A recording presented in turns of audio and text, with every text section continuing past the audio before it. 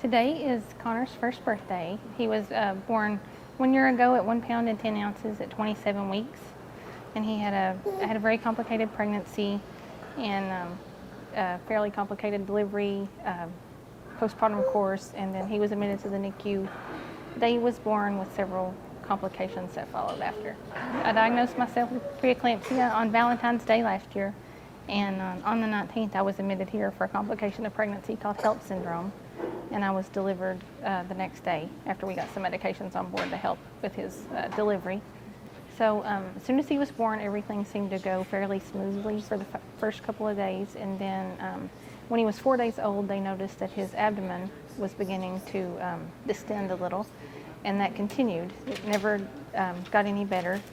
So some tests were done and pediatric surgery was consulted, and they found a bowel obstruction when he was 6 days old, for which he had surgery, and he actually had a colostomy placed that same day.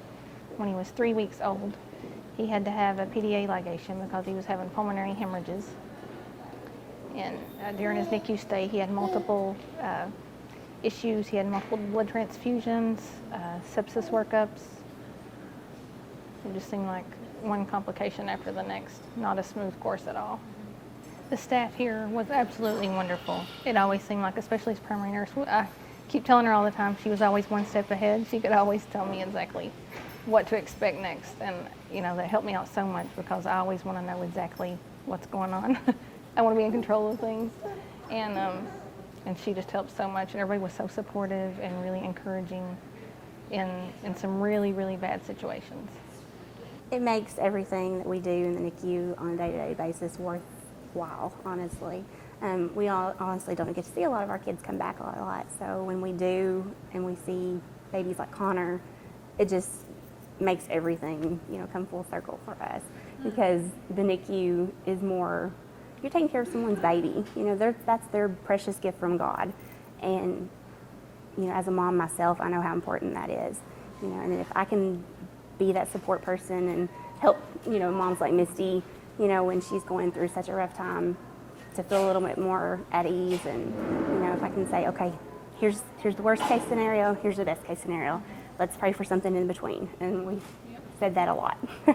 and then we end up with Connor today, who is amazing and healthy and happy, and it makes everything worthwhile.